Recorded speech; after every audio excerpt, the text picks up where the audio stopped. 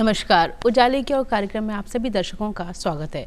दर्शकों, प्रधानमंत्री कृषि सिंचाई योजना एक ऐसी योजना जिससे हर किसान भाई लाभान्वित हुआ, सबके चेहरे पे मुस्कुराहट आई। अब इसके दूसरे चरण में कौन कौन से नए आयाम जुड़े, किन योजनाओं के माध्यम से इसके उद्देश्यों को पूरा किया जाएगा, इसके बारे में विस्तार से चर्चा करेंगे। और चर्चा करने के लिए आज हमारे साथ में स्टूडियो में मौजूद हैं खेमराज जी शर्मा, आप संयुक्त निदेशक हैं कृषि विभाग से। सर, आपका कार्यक्रम में बहुत बहुत स्वागत है। साथ ही हमारे साथ में सुशीला जी हैं, आप संयुक्त निदेशक हैं वाटरशेड विभाग से। मैम, आपका भी कार्यक्रम में बहुत बहुत स्वागत है। खेमराज जी, प्रधानमंत्री कृषि सिंचाई योजना जो कि आज के हमारे कार्यक्रम का विषय है जी, तो सबसे पहले आपसे ये जानना चाहेंगे कि ये योजना क्या है। प्रधानमंत्री कृषि सिंचाई योजना सिंचाई के क्षेत्र में क्रांति लाने के लिए वर्ष 2015 में भारत सरकार द्वारा शुरुआत की गई थी जी। इस योजना में अलग अलग घटक रखे गए थे, जैसे कृषि विभाग और उद्यान विभाग के लिए हर खेत को पानी मिले, इसके लिए इसका प्रावधान क्या कहता। दूसरा ये था कि इसमें पर ड्रॉप मोर क्रॉप, यानी कि प्रत्येक बूंद से अधिक उत्पादन लेने के बारे में इसमें कार्यक्रम लिया गया था। इसके अलावा अन्य जैसे सुशीला जी के है, इसमें वाटरशेड के बारे में विकास करने के बारे में वो सारे इस तरह के घटक शामिल किए गए थे। लेकिन कृषि में जो हमारा उद्देश्य ये था कि हमारे क्षेत्रफल में वृद्धि हो, सिंचाई के क्षेत्रफल में वृद्धि हो, पानी जो उपलब्ध है उसका दक्षतम उपयोग हो, ताकि जो भी पानी की प्रत्येक बूंद है उससे अधिक उत्पादन लिया जा सके और अंततः इससे हमारे कृषि का उत्पादन अधिक लिया जा करके कृषकों की आमदनी को बढ़ाया जा सके, गुणवत्ता युक्त उत्पादन लिया जा सके। ये सारी उद्देश्य से ये भारत सरकार द्वारा ये प्रधानमंत्री कृषि सिंचाई योजना की शुरुआत की गई थी जी। अभी इस योजना की शुरुआत जैसे कि 2015 वर्ष में हुई थी, ठीक है। तो वर्ष 2015 के बाद में जब ये योजना शुरू हुई, उसके बाद में कौन कौन से घटक इसमें शामिल किए गए? प्रारंभ में जब 2015 में की गई थी तो इसको 2 कंपोनेंट में, जैसे मैंने अभी बताया था, वैसे चालू किया था। लेकिन 2022 से इस योजना को में से पर ड्रॉप मोर क्रॉप को अलग बना करके उसमें से इसमें 2 कंपोनेंट बना दिए। उसके भी एक तो है पर ड्रॉप मोर क्रॉप में MI यानी कि माइक्रो इरिगेशन, सूक्ष्म सिंचाई, जिसके माध्यम से हम ऐसी विधियों से सिंचाई करें जिसमें बहुत कम पानी लगता हो और हम अधिक क्षेत्र को उसमें सिंचाई कर सके। दूसरा था अदर इंटरवेंशंस, अन्य जो दूसरे वो हैं जिसमें हमारे को फार्म पॉन्ड है या जो दूसरी गतिविधियां हैं जिसके माध्यम से वर्षा जल को संरक्षण किया जा सके और उसका बाद में कृषि के कार्य में उसका उपयोग किया जा सके। उसमें भी फिर वही माइक्रो इरिगेशन के यानी सूक्ष्म सिंचाई के माध्यम से उसका उपयोग किया जा सके, ताकि ज़्यादा से ज़्यादा क्षेत्रफल को हम सिंचित कर सके और अधिक उत्पादन लिया जा सके। इस तरह से इसमें 2022 से इसको अलग से एक वापस नया आकार दिया गया है जी। सुशीला जी, आप वाटरशेड विभाग से हैं। अगर हम बात करें स्थायी जल संरक्षण की पद्धतियों के बारे में, ठीक है, तो उन पद्धतियों को इस योजना में किस प्रकार से लागू किया गया है? वंदना जी, जैसा अभी खेमराज जी ने बताया कि इसमें 4 कंपोनेंट थे जी। उसमें एक कंपोनेंट वाटरशेड से भी रिलेटेड है, जिसको प्रधानमंत्री कृषि सिंचाई योजना जलग्रहण कंपोनेंट के नाम से जाना जाता है। और उसका मुख्य कारण क्या है कि हमारे प्रदेश में आप जानती हैं कि 12मासी नदियों की कमी है, नहरों का जाल भी इतना नहीं बिछा हुआ कि हर खेत को पानी मिल सके। दूसरा, बारिश पे कृषि बहुत अधिक निर्भर करती है, क्योंकि जैसे हमारे यहाँ कुओं से सिंचित अगर भूमि की बात करें तो देखा जाए तो कुओं की जो पानी देने की क्षमता है वो भी बारिश पे निर्भर करती है। जिस साल हमारे यहाँ बारिश नहीं होती, कुओं को गहरा करवाना पड़ता है या उसमें सबमर्सिबल को और नीचे उतारना पड़ता है। और जो बारिश होती है वो आजकल ऐसा देखने में आ रहा है कि बहुत तेज हो जाती है और कुछ दिनों में ही हो जाती है। जब बारिश बहुत तेज होती है तो वो अपने साथ खेत की उपजाऊ मिट्टी, पोषक तत्व या किसान ने जो खाद डाला है वो अपने साथ बहा के ले जाती है। इससे हमारी जो उपजाऊ जमीन है वो भी भूमि कटाव होता जा रहा है, उसमें उसकी उर्वरकता शक्ति खत्म होती जा रही है। तो प्रधानमंत्री जी की कल्पना ये है कि हर खेत को पानी मिले, हर खेत को पानी मिलने के साथ साथ हर बूंद के साथ फसल का उत्पादन अधिक हो और किसान की आय में वृद्धि हो। इस परिकल्पना को साकार करने के लिए प्रधानमंत्री कृषि सिंचाई योजना जलग्रहण कंपोनेंट लाया गया, जो कि अभी राज्य में सबसे अधिक परियोजनाएं स्वीकृत की गई हैं। अभी वर्तमान में 159 परियोजनाएं राज्य में चल रही हैं 1990 करोड़ की, और लगभग 2000 गांव इसमें कवर किए जा रहे हैं। 8 लाख हेक्टेयर भूमि को उपचारित किया जाएगा। इसमें जो काम लिए जाते हैं वो ज़्यादातर वर्षा जल संग्रहण से संबंधित होते हैं, जैसे खेत में मेड़बंदी करना, जिससे खेत में नमी बनी रहे, उर्वरकता शक्ति उसकी बढ़े, जोहड़ तालाब बनाए जाएं, नालों में छोटे छोटे एनीकट, चेक डैम, मिट्टी के बांध आदि बनाए जाएं। पहाड़ की जो ढलाऊ ज़मीन है उसमें ट्रेंचेस बनाए जाएं, उन पे पौधारोपण किया जाए, घास की बुआई की जाए, जिससे जो पानी वेग के साथ बह के किसान की मिट्टी को बहा ले जा रहा है उसको रोका जा सके। इसके साथ ही किसान की आय में वृद्धि हो तो उसको उद्यानिकी की ओर प्रोत्साहित किया जाता है। मतलब आप देखेंगे कि पानी की कल्पना से, पानी से शुरुआत होकर हर उस काम को इस योजना में क्रियान्वित किया जाता है जिससे क्षेत्र के जल, जंगल, जमीन, जानवर और जन का विकास हो। यानी कि पूरे ग्रामीण क्षेत्र के लिए जो भी विकास की आवश्यकताएं हैं उसको इस कंपोनेंट में हर पहलू पे विचार किया गया है। जी सुशीला जी, बहुत ही बेहतरीन तरीके से आपने इसको बहुत अच्छे से स्पष्ट किया। अगर हम बात करें पैदावार की, ठीक है, तो इस योजना के माध्यम से फसल की पैदावार बढ़ाने के लिए कौन कौन से आयाम काम कर रहे हैं? देखिए, जैसे वर्षा जल जो होता है वो अक्सर हम बह करके चला जाता है, तो कृषि विभाग द्वारा फार्म पॉन्ड बनाए जाते हैं और उन फार्म पॉन्ड में वर्षा जल को इकट्ठा किया जाता है, संग्रहित किया जाता है और उसको फिर जो हमारी फव्वारा पद्धति है या बूंद बूंद सिंचाई पद्धति है उसके माध्यम से किसानों के खेतों में सिंचाई की जाती है। तो इसके लिए जब से हमारे ये फार्म पॉन्ड का कॉन्सेप्ट आया है तब से अब तक 1 लाख से ऊपर फार्म पॉन्ड हमारे प्रदेश में बनाए जा चुके हैं और इससे क्षेत्र में इतनी तब्दीली आई है, इतना बदलाव आया है। यदि आप देखेंगे कि जयपुर और नागौर और ऐसे आसपास के क्षेत्र जहाँ पर वर्षा का पानी बह करके जाता था, आज वो ज़्यादातर फार्म पॉन्ड में इकट्ठा करके किसान अपने खेतों में उसको बेहतरीन तरीके से काम में ले रहे हैं और जिस क्षेत्र में पहले कहीं कोई फसल का उत्पादन नहीं होता था वहाँ आज बहुत अच्छी फसल लहरा रही है। यही नहीं, उत्पादन भी इतना अच्छा हो रहा है कि किसान में बहुत बदलाव आ गया है। आज उनकी आर्थिक स्थिति में, उनकी सामाजिक स्थिति में काफ़ी सारा बदलाव आया है। यदि हम उदाहरण के तौर पर देखें, जैसे अभी हमारे यहाँ जयपुर के पास में बेगस बसेडी का वो है, आज वहाँ पर फार्म पॉन्ड के साथ, ग्रीन हाउस के साथ में फार्म पॉन्ड की एक्टिविटी को इतनी बेहतरीन तरीके से लिया गया है कि वो क्षेत्र विकसित होकर के मिनी इजराइल के नाम से विख्यात है और वहाँ पर आसपास में 1000 से ऊपर ज़्यादा फार्म पॉन्ड के साथ में ग्रीन हाउस है और लोग इतनी अच्छी आमदनी पैदा कर रहे हैं कि उस क्षेत्र की कायाकल्प हो गई है जी। इसके अलावा भी जैसे हम दूसरे डिग्गी के रूप में भी इसमें हैं, पाइपलाइन के रूप में भी इसमें कार्य करते हैं। पाइपलाइन एक ऐसा है जिसमें जो हमारे सिंचाई के दौरान पानी लेके जाते हैं, जहाँ सोर्स होता है वहाँ से लेकर के और खेत तक जो पानी ले जाते हैं, तो उसमें बीच में पानी का लॉस बहुत होता है, नुकसान बहुत होता है। पानी टूट करके इधर उधर बिखर जाता है या वाष्पीकरण होकर के ख़राब होता है।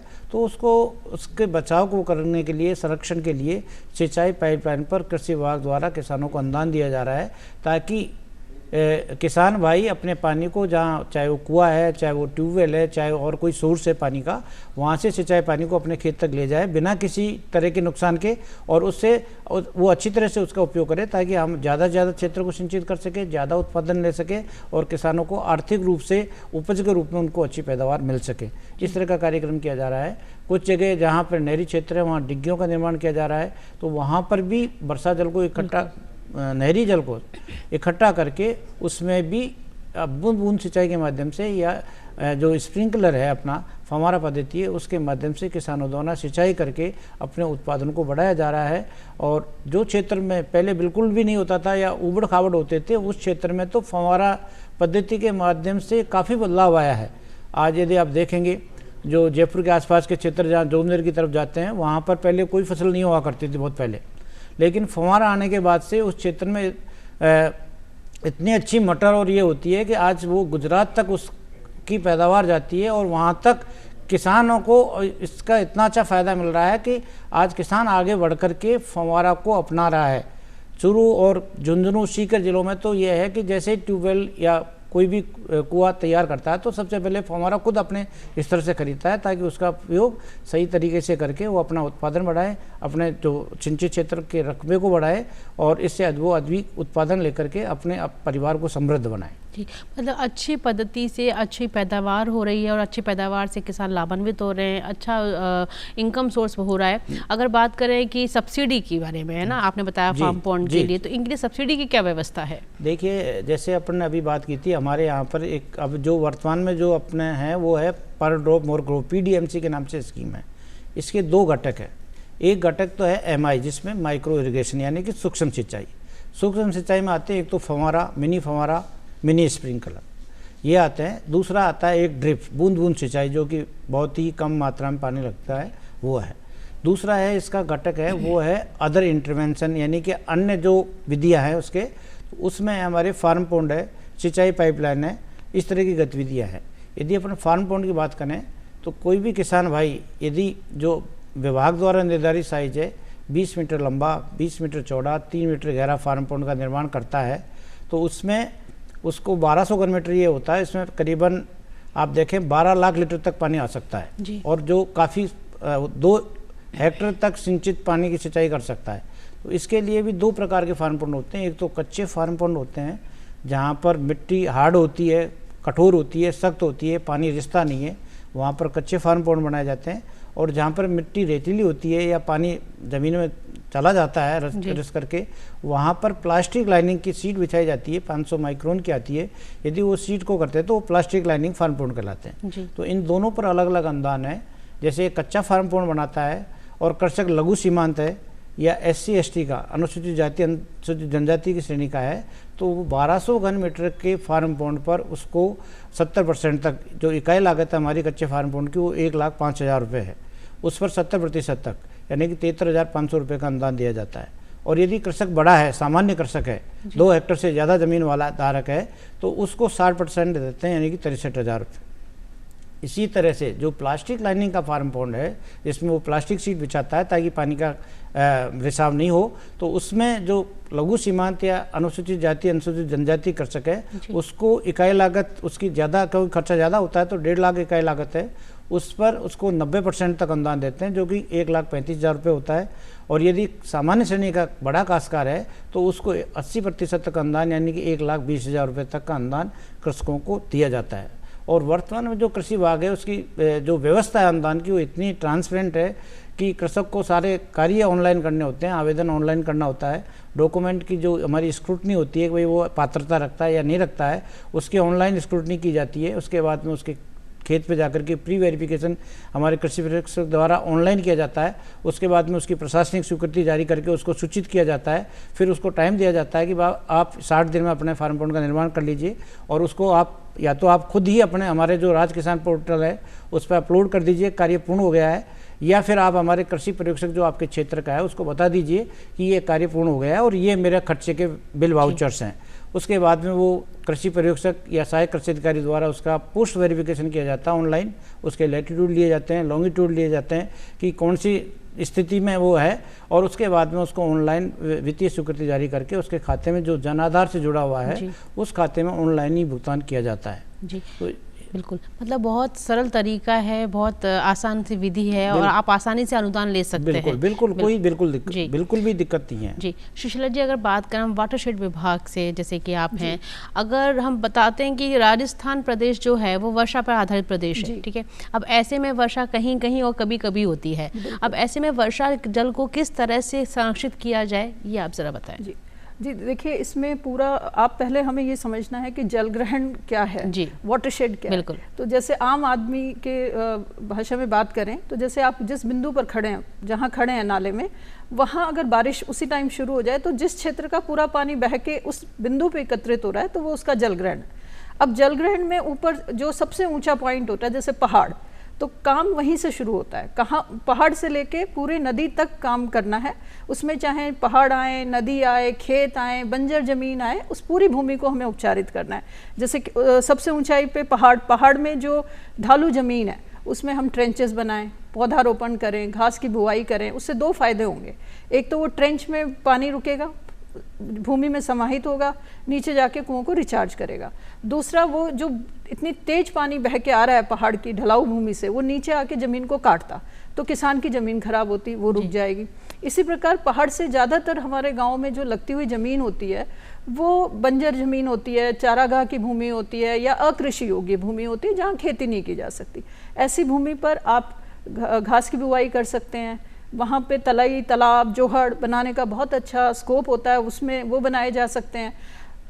पौधारोपण किया जा सकता है। अभी कुछ समय से राज्य में जो बंजर ज़मीन है उसमें फलदार पौधे भी लगाए जा रहे हैं। इससे हर साल ग्राम पंचायत की आने वाले सालों में काफ़ी आय होगी और वो विकास कार्यों में इस्तेमाल की जा सकेगी।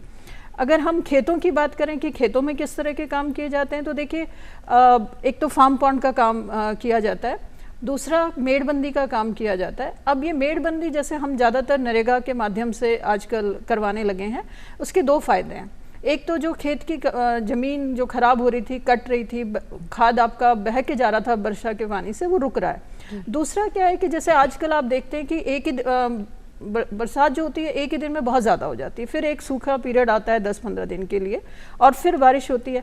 तो उस बीच क्या होता है कि ज़मीन सूख जाती है, और किसान के पास अगर कोई और साधन नहीं है, वर्षा आधारित ही खेती वो कर रहा है, तो मेड़बंदी के कारण उसमें मॉइस्चर रहता है, नमी बनी रहती है, उससे उसकी जो पैदावार है उसमें विपरीत प्रभाव नहीं पड़ता, उसको कुछ ना कुछ नमी मिलती रहती है। उसके बाद हम आते हैं नदी नालों में। तो नदी नालों में ऊपर से लेके नीचे, मतलब पहली नाली से शुरू, जहाँ से पानी ने बहना शुरू किया, वहाँ से लेके नदी, बड़ी नदी तक काम किए जाते हैं। सबसे ऊपर जैसे छोटे छोटे चेक डैम बना देंगे, पत्थरों के बिना चिनाई किए हुए पत्थर लगा के, जैसे उसका वेग को रोकें। फिर हम आते हैं गेबियन, जो कि एक तार बंदी करके पत्थरों को एक सांचे में ढाला जाता है, उसको गेबियन कहा जाता है। उसके बाद हम एनिकट बनाते हैं, छोटे छोटे बांध कह लीजिए, फिर मिट्टी के बांध, इस तरह की काफ़ी संरचनाएं बनाई जाती हैं और उनसे पानी का संग्रहण किया जाता है। पिछले एक दशक में, जब से योजना शुरू हुई है 2015 से, राज्य में लगभग 2.5 लाख ऐसे छोटे छोटे जल संग्रहण ढांचे बनाए गए हैं, और ये बहुत कम लागत के होते हैं, और ये किसानों के लिए वरदान साबित हो रहे हैं, क्योंकि एक तो उसकी भूमि की उत्पादकता बढ़ गई, भूमि कटने से बच गई उसकी। दूसरा, कुओं का जलस्तर बढ़ने लगा है। कुएं, जैसे आप देखते हैं कि हम हर बार सुनते हैं कि ये कुआं सूख गया, पानी की कमी है, या ट्यूबवेल था उसमें भी पानी नहीं आ रहा। किसान भाई ज़्यादातर कहते हैं कि मोटर पानी नहीं ले रही। तो ये जो क्यों हो रहा है ऐसा, क्योंकि आप ये मानिए कि कुआं जो है वो एक गुल्लक के समान है, बैंक के समान है, कि आप उसमें पैसा जमा कराएंगे तो आपके पैसे की वृद्धि होती जाएगी, लेकिन आप वही निकालते जाएंगे तो एक दिन बैंक खाली हो जाएगा। तो कुआं भी इसी प्रकार है कि अगर आप कुएं से पानी निकालते जा रहे हैं और उसमें पानी जा नहीं रहा है, क्योंकि आप जितना जाता है उससे ज़्यादा निकाल रहे हैं, तो ये जो छोटे छोटे वर्षा जल संग्रहण के संरचनाएं बनाई जाती हैं, इनसे क्या होता है, कुएं में पानी धीरे धीरे ज़मीन में जाता है, ज़मीन का जो पानी है वो नीचे कहीं ना कहीं कुओं में जाके मिल जाता है। इसीलिए कहा जाता है कि दौड़ते पानी को रेंगना सिखाएं, रेंगते पानी को तैरना सिखाएं, दौड़ते पानी को आप चलना सिखाएं, चलते पानी को आप रेंगना सिखाएं, और रेंगते पानी को आप इकट्ठा करें और उसको जमीन में समाहित होना सिखाएं। अब जो समाहित जल हो गया, उसमें आपकी योजनाएं बड़ी काम की हैं कि उसका समुचित उपयोग फवारा पद्धति से, ड्रिप से, इससे किया जाए। तो ये छोटे छोटे जो प्रयास हैं वर्षा जल संग्रहण के लिए, ये किसानों के लिए बड़े कारगर साबित हो रहे हैं। जी बिल्कुल। अगर प्रयासों की हम बात कर रहे हैं, आपने बताई पूरी पद्धति, अगर किसानों की आर्थिक स्थिति के बारे में बात की जाए तो कितनी स्थिति सुधरी है इन प्रयासों से? जी देखिए, इसमें क्या है कि प्रयासों का बहुत समन्वित प्रयास करने होते हैं। किसी एक गतिविधि के कारण उसकी आय में बहुत अधिक वृद्धि हो जाए, ऐसी संभावनाएं कम होती हैं।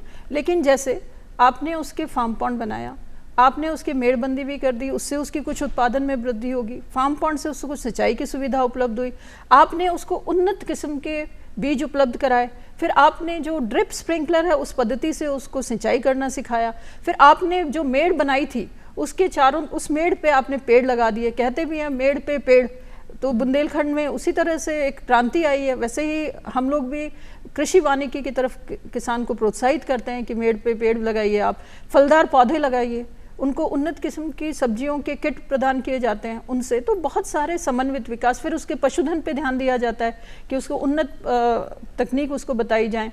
इन सब का कुछ जो भाग है विकास का, वो इस एक योजना में पूरा हो जाता है। हर कंपोनेंट के लिए कोई ना कोई हिस्सा राशि इसमें है। जैसे पानी संग्रहण के लिए 50% जो पैसा है योजना का, वो भूमि और पानी के लिए जाता है। उसके बाद 15% पैसा है वो आपके उन्नत किस्म के खाद, बीज और फलदार पौधे लगाने के लिए दिया जाता है। 15% हिस्सा राशि ऐसे गरीब परिवारों के लिए रखी जाती है जिनके पास आय के कोई अन्य साधन नहीं है। तो उन परिवारों को प्रशिक्षण दे के, उनके स्वयं सहायता समूह बना के, उनको रोजगार के अन्य गतिविधियों में इकट्ठा करके उनको प्रोत्साहित किया जाता है।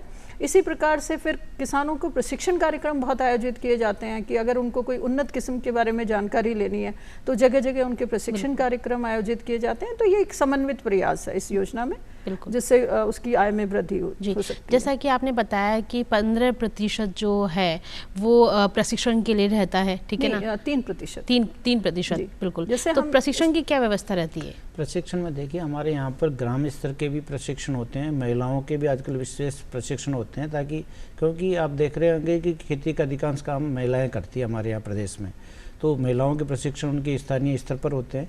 इसके अलावा पंचायत समिति लेवल के प्रशिक्षण कृषकों के होते हैं, जिला स्तर के प्रशिक्षण होते हैं। हमारे यहाँ पर एक स्कीम चलती है आत्मा एग्रीकल्चर टेक्नोलॉजी मैनेजमेंट एजेंसी के नाम से है। उसका बेसिक दायित्व है वो प्रशिक्षण और भ्रमण है, किसानों को अच्छे से अच्छे प्रशिक्षण देना, उन्नत विधियों के बारे में प्रशिक्षण देना, और उनको चाहे वो जिले में प्रशिक्षण देवें, जिले के बाहर राज्य में देवें या राज्य के बाहर दूसरे प्रदेशों में प्रशिक्षित कराना, ताकि वो नई टेक्नोलॉजी को सीखें, उसको अपना उपयोग लेवें और उससे अपना कृषि का उत्पादन बढ़ाए। इसके अलावा अलग अलग योजनाओं में विभिन्न प्रकार के प्रशिक्षण होते हैं, जिसमें कृषकों को उन चीज़ों की सारी पूरा ज्ञान दिया जाता है, उनको दक्ष किया जाता है, और उस टेक्नोलॉजी को, जो नवीनतम टेक्नोलॉजी है, चाहे वो किस्म के बारे में है, चाहे वो दूसरी दवाइयों के बारे में है, कीटनाशक के बारे में है, उन सब का उनको जानकारी दे करके उनको प्रशिक्षित किया जाता है, ताकि वो उनका उपयोग करना सीखे और उसके फ़ायदे उनके द्वारा लिए जाते हैं। और इसके लिए हमारे यहाँ पर जयपुर में एग्रीकल्चर का एक ट्रेनिंग इंस्टीट्यूट है, श्याम के नाम से, state institute of agriculture management. उसकी 2 शाखाएं हैं, एक टोंक में है और एक कोटा में है। इसके अलावा भी हम अलग अलग ज़िलों में जाकर के प्रशिक्षण भी करवाते हैं। तो प्रशिक्षण के लिए बहुत ही अच्छी व्यवस्था है और विभाग इसके लिए प्रयासरत है कि कृषकों को, प्रत्येक कृषक को कोई न कोई किसी तरह का जो उसकी आवश्यकता है, उसकी जिसमें रुचि है, उसका प्रशिक्षण उसको दिया जा सके, ताकि वो ज्ञान अर्जित करके वो अपने व्यवसाय को आगे बढ़ा सके, अपनी खेती को आगे बढ़ा सके, अपनी आमदनी को अच्छा कर सके और अपना आत्मनिर्भर होकर के वो अपने परिवार का अच्छा पालन पोषण कर सके और देश की जो हमारी वो है बढ़त है उसमें अपना हिस्सा बनाए रखे। जी, जैसा कि खेमराज जी, सुशीला जी ने बताया कि 15% जो है वो उन्नत किस्म के लिए है, उन्नत फसल के लिए। तो कौन कौन सी फसलें हैं जिससे हमारे किसान भाई अच्छी पैदावार प्राप्त कर सके, अच्छा लाभ प्राप्त कर सकता है? कौन कौन सी किस्में हैं वो? नहीं, फसलें, जहाँ तक फसलें हैं, देखिए फसल जैसे अभी खरीफ का मौसम है, इस टाइम पे जो अक्सर जो फसलें होती है, इस टाइम जैसे बाजरा है, और बाजरे में हम देश में सिरमौर है, चाहे वो क्षेत्रफल है या उत्पादन है। इसके अलावा ज्वार है, मक्का है, सोयाबीन है। सोयाबीन खासतौर से हाड़ौती में या आपके बांसवाड़ा, चित्तौड़गढ़ और उस एरिया में होती है। इसके अलावा धान की फसल है, जो कि हमारे जहाँ पर पानी की अच्छी उपलब्धता होती है वहाँ पर होती है। ये सारी फसलें खरीफ की है। इसके अलावा जो दलहन है, जिसके लिए भारत सरकार प्रयासरत है कि इसका उत्पादन इतना करना है कि हमको आत्मनिर्भर बनना है, तो उसके लिए जैसे अभी मूंग है, मोट है, उड़द है, ये सारी फसलें हैं, दलहन है, जिसके लिए हमारे क्षेत्र में विकास होता है। तेल वाली फसलों में इस टाइम पे तिल का है, सोयाबीन का है, इसका विकास करना है। उसके बाद में हमारा दूसरा सीजन होता है रबी का सीजन, जो कि सर्दियों के दिनों में होता है। उसमें हमारे यहाँ पर जैसे गेहूँ हैं, सरसों है, चना है, इनका उत्पादन होता है। इनकी नई से नई किस्में यूनिवर्सिटियों के द्वारा और ICAR के द्वारा विकसित की जाती है और किसानों को हम उनको जानकारी देते हैं, उनका प्रचार प्रसार करते हैं। इसी तरह से रबी में जैसे आपके चने का उत्पादन में हम काफ़ी आगे है, दलहन के रूप में आती है, और तिलहन में जो हमारा है सरसों का है। इसके अलावा सरकार आजकल अरहर के ऊपर भी, अरहर के दलहन के रूप में उत्पादन पर भी जोर दे रही है। हालांकि हमारे यहाँ पर चूँकि पानी की कमी है और अरहर एक लंबी अवधि की फसल है, तो इतना क्षेत्रफल नहीं है, फिर भी हम प्रयासरत है कि अरहर के उत्पादन में, मसूर के उत्पादन में भी हम हमारे राज्य को आगे बढ़ाएं। और इसके लिए हम विभाग पूरी तरह से प्रयास कर रहा है कि किसानों को इनकी इस फसलों की जानकारी दे करके, इनके उन्नत किस्म के बीज उपलब्ध करा करके, इनका प्रशिक्षण दे करके और टेक्नोलॉजी दे करके, इनके प्रदर्शन आयोजित करा करके इसका उत्पादन बढ़ाए, ताकि किसानों की आमदनी बढ़े और इसका उत्पादन बढ़े, तो हमारा देश आत्मनिर्भर होगा। इससे हमको बाहर से आयात नहीं करना पड़ेगा और हमारे देश का पैसा बाहर नहीं जाएगा। बिल्कुल। सुशीला जी, जैसे पानी की कमी है राजस्थान में, ये हम सब जानते हैं, ठीक है, और यदि पानी की कमी होगी तो एक अच्छी पैदावार नहीं हो पाएगी, एक अच्छी खेती नहीं हो पाएगी। तो आप जैसे वाटरशेड विभाग से हैं, ठीक है, तो पानी की कमी को किस तरह से पूरा किया जा रहा है, आपके माध्यम से हमारे दर्शकों को कोई संदेश? जी, देखिए सरकार तो अपना प्रयास कर ही रही है उसमें, जैसे आपने प्रधानमंत्री कृषि सिंचाई योजना, हमारा स्वयं की भी उसमें सहभागिता होनी चाहिए, बहुत ज़रूरी है हमारी खुद की भागीदारी। जो गांव के भामाशाह हैं उनकी भी जिम्मेदारी बनती है, जो गांव के सरपंच वगैरह हैं उनकी जिम्मेदारी है, आम जन की जिम्मेदारी है। सरकार के अपने प्रयास हैं कि सरकार वर्षा जल संग्रहण के लिए, अब जैसे अभी आप देख रही हैं वंदे गंगा जल संरक्षण जन अभियान एक मास मूवमेंट के रूप में अभी पखवाड़ा मनाया गया, लोगों को जोड़ा जा रहा है उससे। और सरकार के माध्यम से जैसा भी आपको बताया कि एनीकट, चेक डैम्स, 60,000 के करीब पिछले एक दशक में ये छोटी छोटी संरचनाएं बनी हैं। लेकिन इन संरचनाओं को सरकार ने बना दिया, उसके बाद उसमें हम जानते हैं कि किसी भी तरह की संरचना उसको मरम्मत की, रख रखाव की आवश्यकता होती है। सरकार ने अपना काम कर दिया, उसके बाद गांव के लोगों की जिम्मेदारी है कि इन संरचनाओं की समय समय पर मरम्मत, साफ सफाई करते रहें, लोग आगे आएँ। जैसे अभी कुछ उदाहरण है हमारे खुद के राज्य में, ऐसे उदाहरण हैं जहाँ गाँव के लोगों ने स्वयं ऐसे काम किए हैं जिससे उनके गाँव में जल स्वावलंबन की और उनका गांव अग्रसर हुआ है, या उनके बंजर भूमि हरियाली हुई का चादर ओढ़े हुए है। जैसे फॉर उदाहरण के तौर पे मैं आपको बताऊं, ये जो दूदू में ग्राम लापोड़िया में पद्मश्री हैं लक्ष्मण सिंह जी, उन्होंने अपने गांव में चौका पद्धति से पानी की समस्या का हल किया है। श्याम सुंदर पालीवाल जी हैं, पद्मश्री हैं वो भी, उन्होंने बिल्कुल मार्बल से खराब हो गई थी उनके गांव की ज़मीन मार्बल के खनन से, उन्होंने अब उसको इतना अच्छा विकास कर दिया है वहाँ पे कि अब वहाँ पे एक ट्रेनिंग सेंटर है जल ग्रहण का, और पूरी जो बंजर खराब हुई ज़मीन थी वो हरी भरी है आज की डेट में। इसी तरह से आपके सुंदराम जी हैं सीकर में, उन्होंने 1 लीटर पानी से अपने गांव का पौधारोपण स्वयं की सहभागिता बहुत ही जरूरी, चाहे किसी भी तरह का कोई भी प्रयास हो।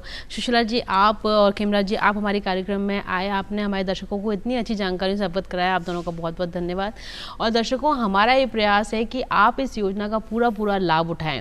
और आपसे फिर होगी मुलाकात एक नए विषय के साथ। हमें दीजिए इजाजत। नमस्कार।